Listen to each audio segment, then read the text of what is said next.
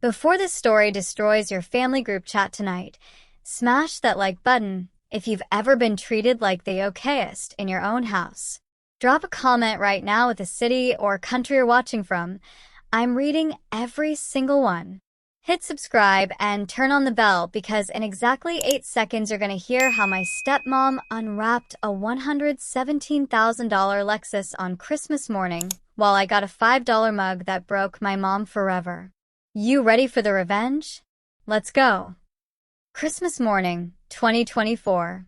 I walked downstairs thinking I was finally home for the holidays. Thanksgiving had been picture perfect that year. Golden turkey, laughter echoing off the vaulted ceilings, my father carving the bird like he was posing for a magazine. I flew in from Fort Liberty on emergency leave just to be there, still smelling like jet fuel and desert dust clinging to my boots.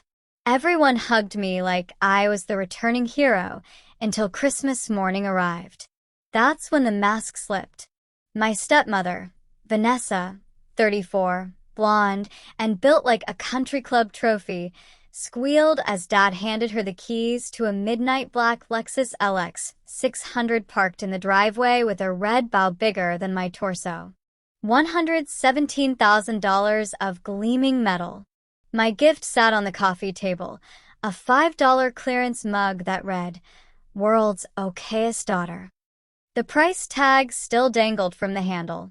I stood frozen in dress blues I'd worn for the occasion, ribbons catching the morning light while Vanessa posed beside her new toy. Dad beamed like he'd won Father of the Year. My little half-sister Kaylee filmed it all on her phone, narrating like a reality star. No one looked at me. No one noticed the way my fingers tightened around that cheap ceramic until my knuckles went white. Mom, my real mom, the woman who'd raised me alone after Dad remarried, sat quietly on the couch, eyes flicking between the car and the mug. Something dark passed across her face, but she said nothing. Not yet. I forced a smile for the photos they finally remembered to take. Stand next to Vanessa, Dad ordered, already scrolling his phone. I obeyed like the good soldier I'd always been. The cold Kentucky air bit through my uniform while Vanessa draped an arm around me like we were best friends. Her perfume choked me. Kaylee kept saying, "This is giving rich auntie energy." I wanted to scream that the only rich thing here was the favoritism dripping from every word. Instead, I swallowed it, the way I'd swallowed every injustice since I was 12 and Dad chose his new family over me. Later, over cinnamon rolls nobody needed, Vanessa kept gushing about heated seats, 22-inch rims, panoramic roof. Mom drank her coffee black, staring at that mug like it had personally insulted her. When Vanessa finally said, "Faith, you should be grateful you even got something. Some people get nothing," the room went quiet. Mom's cup hit the saucer, hard enough to crack sharp as a gunshot. I saw it then, the rage she'd buried for years rising like floodwater. She looked at Dad, looked at Vanessa, looked at me holding that mocking piece of pottery, and something inside her snapped clean in two. The leftovers weren't even cold yet, but the real feast of consequences was just beginning. Mom's voice cut through the cinnamon-scented air like a bayonet. "Grateful?" She stood slowly, the cracked saucer still trembling on the table. "You want my daughter to be grateful for a $5 insult while you hand your trophy wife a $117,000 car?" Every head snapped toward her. Dad's face went the color of uncooked turkey. Vanessa opened her Botoxed mouth, but nothing came out. I'd never heard Mom raise her voice, not once in 29 years. She'd always been the quiet one, the peacemaker who swallowed broken glass so the rest of us wouldn't bleed. Not today.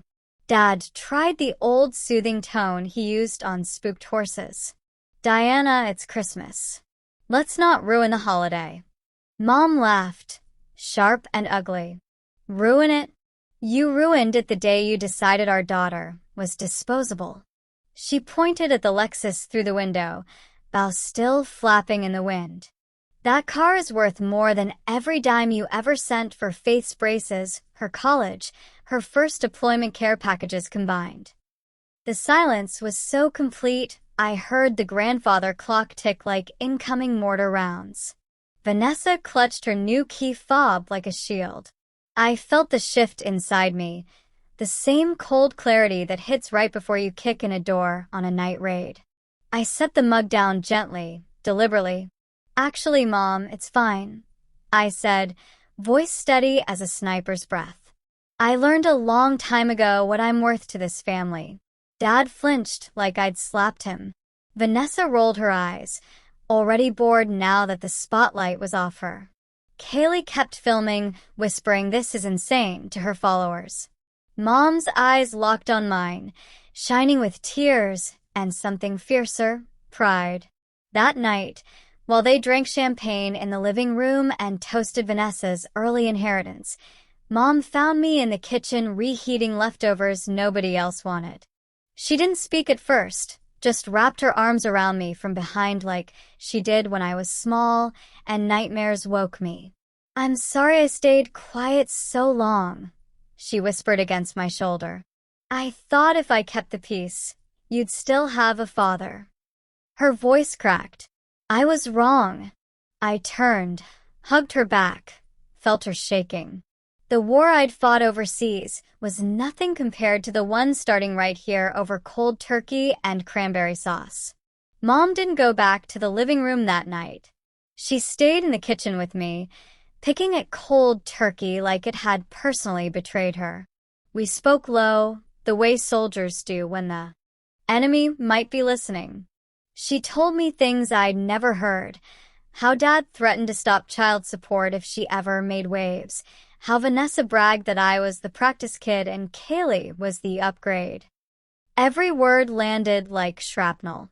I'd spent years blaming myself for not being lovable enough. Turns out the defect was never mine. Dad finally appeared in the doorway, champagne flush high on his cheeks. "Diana, people are asking where you are." Mom didn't even look up. "Tell them I'm with my daughter. The one you forgot existed the second you got a younger model." Vanessa's laugh floated in from the hall, sharp and drunk. Dad's jaw worked, but no apology came. He just muttered, "You're embarrassing me," and left. The front door slammed minutes later. He was taking Vanessa for her first spin in the Lexus. Engine roaring like a middle-aged midlife crisis. Mom watched the taillights disappear, then turned to me. "I want you to take everything that belongs to you tonight. Photos, yearbooks, the quilt your grandmother made, everything." Her voice shook, but her eyes were steel. "Because tomorrow I'm filing for the divorce I should have filed 15 years ago." I felt the floor tilt. All these years she'd stayed for me, thinking a broken home was worse than a poisoned one. I pulled her close, whispered, "Then we leave together." At 0-200 we moved like a two-woman fire team. I carried boxes to my truck while Mom filled them with anything that proved I'd once been wanted here. We worked in silence, adrenaline singing in our veins. When Dad's key turned in the lock at 0347, we were already loaded. He stumbled in, saw the empty spots on the walls where my childhood had hung, and for the first time in my life, I watched my father look small. Mom met his eyes across the foyer. "Merry Christmas, Greg. Enjoy the car. I'm taking my daughter home." The leftovers in the fridge were still untouched, but the real feast of reckoning had already begun. We drove through the pre-dawn dark, Mom in the passenger seat clutching the quilt like body armor. I kept the truck at exactly 9 over the limit, military habit, never enough to get pulled over, always enough to outrun whatever was behind us. Streetlights painted her face in passing gold. She hadn't cried yet. I knew the tears were waiting for daylight, the way mortars wait for first light. At a red signal on Hurstbourne Parkway, she finally spoke. "I have $11,400 in a month alimony coming once the papers are served." He doesn't know I kept records of every missed child support payment. Her voice was calm, almost amused. He's going to learn what expensive really means. I pulled into the all-night diner off Shelbyville Road, where soldiers go when we can't sleep. We sat in a booth scarred by decades of initials and heartbreak. Mom ordered black coffee. I ordered pie I didn't taste. She slid a flash drive across the table. Copies of the offshore accounts he hid for Vanessa's shopping fund. I've had it since 2022. My fork stopped halfway to my mouth. She smiled, small and lethal. Turns out staying quiet gave me perfect cover to gather intel. In that moment, I saw the woman who'd once been an Army intelligence analyst before she became a doormat. She was back. By sunrise, we were in a hotel suite I paid for with my deployment hazard pay. Mom showered, came out in one of my PT shirts, hair wet, eyes dry and bright. She opened her laptop and started typing the divorce petition herself. I watched her fingers fly across the keys like she was calling in fire coordinates. When she hit send her attorney at 0630, she looked up and said, "Phase 1 complete." Outside, the city woke up to the day after Christmas. Inside our room, a new war had already been declared, and this time we weren't waiting to be chosen last. The attorney called back before checkout.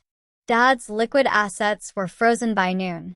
Vanessa's Instagram story of the Lexus disappeared within minutes. Mom raised her coffee cup in a mock toast to cold leftovers and hot justice. I clinked my mug, the $5 one I'd taken as a trophy, against hers. The ceramic was cheap, but the sound it made was the sweetest thing I'd heard in years. 3 days later, Dad showed up at Mom's hotel with flowers and fake tears. Security escorted him out. Vanessa tried next, showing up in yoga pants and new highlights, begging Mom to be reasonable because the Lexus payment was due and the dealership wouldn't take it back. Mom recorded the whole conversation on her phone, then posted a 30-second clip to the family group chat titled "Reasonable." The video ended with Vanessa screaming that Mom was jealous of youth and beauty. The relatives who'd stayed silent for years suddenly found their voices. The comment section became a bloodbath. I flew back to Fort Liberty the next morning. Before I boarded, Mom hugged me so hard my ribs creaked. "You don't owe them anything else," she whispered. Live loud enough for both of us. I saluted her in the terminal, tears finally hitting my own eyes. On the plane, I opened my laptop and started drafting an anonymous letter to the IRS with attachments. Turns out hiding money from a spouse is also hiding it from Uncle Sam. I hit send at 30,000 feet. Somewhere over Tennessee, the noose tightened. Back on base, my platoon sergeant noticed the new edge in my eyes. "You look like a woman with a Target package, Faith." I smiled for the first time in weeks. "Sergeant, you have no idea."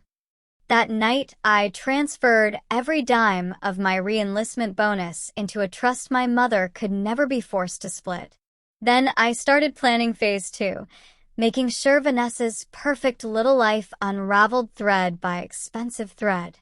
Word traveled fast in Louisville's country club circles. Vanessa's credit cards started declining at Neiman Marcus. Dad's golf buddies suddenly had scheduling conflicts. Mom sent me a screenshot of Vanessa's private story, a tear-streaked selfie captioned "Pray for me." I saved it to a folder labeled "Motivation." The leftovers were long gone, but the appetite for revenge was just getting started. Spring brought Discovery Day in court. Mom's attorney, a shark in 4-inch heels, laid out 15 years of financial records like a crime scene. Dad's face aged 10 years in 10 minutes when the judge froze every account pending forensic accounting. Vanessa sat behind him in a dress that cost more than my first car, clutching Dad's arm and whispering furiously. The judge warned her twice about contempt. Mom sat ramrod straight beside her lawyer, calm as a sniper fire. When the gavel fell, temporary orders gave Mom the house, both her vehicles, and 70% of liquid assets until trial. Vanessa's mouth actually fell open.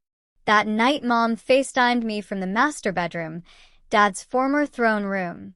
She was sipping wine from a real crystal glass. "Your father's moving truck comes tomorrow," she said, grinning like a woman half her age. I raised my canteen cup of Rip Fuel coffee in salute. To reclaimed territory. We clinked across 1,000 miles. She spun the camera to show Vanessa's walk-in closet already half empty. She took the designer bags. I kept the shoe racks. They'll make excellent bookshelves. I mailed Mom the broken pieces of the $5 mug wrapped in bubble wrap. She texted back a photo. The shards arranged on the marble counter to spell, "Okayest and no more." Underneath, she'd written "new kitchen decor." I laughed so hard my battle buddies thought I'd finally cracked. They didn't understand this wasn't breakdown. This was breakthrough. Vanessa tried one last play, a tearful voicemail begging me to talk sense into Mom. "Your father is heartbroken." I saved the message, forwarded it to Mom's attorney as evidence of attempted coercion, then blocked the number. The leftovers had been thrown out months ago, but the taste in their mouths was finally turning bitter. Summer brought the trial. Dad's attorney tried to paint Mom as vindictive. Mom's attorney painted Dad as a serial liar who'd hidden assets in crypto and offshore LLCs. The judge wasn't amused. Final judgment. Mom kept the house, the full alimony, half Dad's 401k, and because the Lexus had been purchased with concealed marital funds, title transferred to Mom. Vanessa's name was removed from everything except the rearview mirror where it used to hang as a pine tree air freshener. I flew home on emergency leave again. Mom picked me up at the airport in the midnight black Lexus, bow long gone, plates now reading by Greg. She'd had it wrapped matte army green. We drove with the windows down, country music blaring, both of us laughing like teenagers. That night we parked in the garage, poured champagne into red Solo cups, and toasted on the hood. "To daughters who were never okayest," she said. I clinked my cup against the hood ornament. "To mothers who finally chose themselves." Vanessa moved into an extended stay hotel off Bardstown Road. Dad couch surfed with college buddies who suddenly remembered they hated him. Vanessa's Instagram went private. The last public post was a black square. Mom forwarded me screenshots from mutual friends. Vanessa crying in Target because her card declined on a $9 candle. I felt nothing but the kind of peace that comes when justice is served cold. The house sold 6 months later for $300,000 over asking. Mom paid cash for a riverside condo downtown and put the rest in investments. She sent me a photo of the sold sign in the yard with the caption, "Leftovers officially evicted." I framed it and hung it in my barracks room. Some trophies you keep forever. A year after that Christmas, I stood in the promotion boardroom at Fort Liberty. The board president, a full-bird colonel, asked why I deserved to pin major. I told them about clearing houses in Fallujah, about leading soldiers through ambushes, about coming home to find my own family treating me like friendly fire. Then I told them how my mother and I burned the bridge behind us and built a new one with the ashes. The room was silent. The colonel looked at me a long time, then said, "Major, you're exactly the kind of officer we need." I pinned oak leaves 6 weeks later. Mom flew in for the ceremony. She wore army green too, standing proud in the front row while Dad and Vanessa watched from the cheap seats they'd bought last minute. After the promotion, Mom handed me a small gift box. Inside was the matte green hood ornament from the Lexus, now mounted on a wooden plaque. Engraved beneath it, "She earned every mile." I hugged her so hard my cover fell off. Cameras flashed. Somewhere in the crowd, Vanessa turned away first. That night we ate steak on the riverfront, Just the two women who'd finally stopped waiting for permission to take up space. Mom raised her glass. To the daughter who taught me how to fight. I raised mine. To the mother who reminded me blood isn't always thicker than courage. We drank, and for the first time in my life, I didn't feel like anyone's afterthought. Dad tried one last time, an email from a new address. Your mother has ruined me. Can we talk? I forwarded it to Mom. She replied to him with a single line, talk to my attorney. Or better yet, talk to the daughter you never valued at $5. She hit send, then blocked him forever. The leftovers were finally, officially, thrown away. 2 years post-Christmas, Mom's condo is filled with laughter and friends who choose her, not tolerate her. My new command patch sits on her mantle beside a photo of us in dress blues and army green, arms around each other, grinning like we stole something priceless, because we did. Vanessa works retail now. Dad drives for Uber in a 10-year-old Camry. The Lexus, my Lexus, technically, sits in Mom's garage under a cover, waiting. We haven't decided whether to sell it or crush it into a cube. Both options feel equally delicious. I came home on leave last month and found Mom in the kitchen making Thanksgiving dinner, just for us. No performance, no audience, no $5 insults disguised as gifts. She handed me a plate piled high, then a second one. Leftovers, she said, eyes twinkling. But this time we get to decide who eats first. We laughed until we cried, then ate every bite off the good china. At work, I mentor young soldiers who feel invisible, tell them my story without the mug and the car, just the truth. You are not broken just because the people who should have loved you best forgot how. Some nights, I still wake up reaching for my weapon, but now it's because I'm dreaming of the war I already won. The one fought with silence, strategy, and a mother who finally chose her daughter over a man's ego. The mug shards are long gone, but I kept one jagged piece in a shadow box on my desk. Reminder that even the cheapest things can cut deepest when you finally stop letting them hold you. Some trophies you don't display, you weaponize. 5 years to the day after that Christmas morning, I stood in a packed auditorium accepting the Legion of Merit for actions in a country I still can't name. Mom sat front row again, this time wearing a gown the color of midnight Lexus paint. When they called my name, the entire hall rose. I looked out at a sea of dress blues and saw only her face shining back at me. After the ceremony, we walked out into the Washington night, metals clinking softly against my chest. She stopped under a street lamp, pulled a small velvet box from her clutch. Inside was a single diamond on a platinum chain, the exact carat weight of the Lexus discount Dad never got. Interest, she said, smiling like the devil's favorite accountant. I laughed so hard security asked if we were okay. We were more than okay. We were victorious. Later, on the hotel balcony overlooking the Potomac, Mom raised her glass one last time. To the daughter, who is never okayest, I touched my glass to hers. To the mother, who taught me revenge is just love with its sleeves rolled up.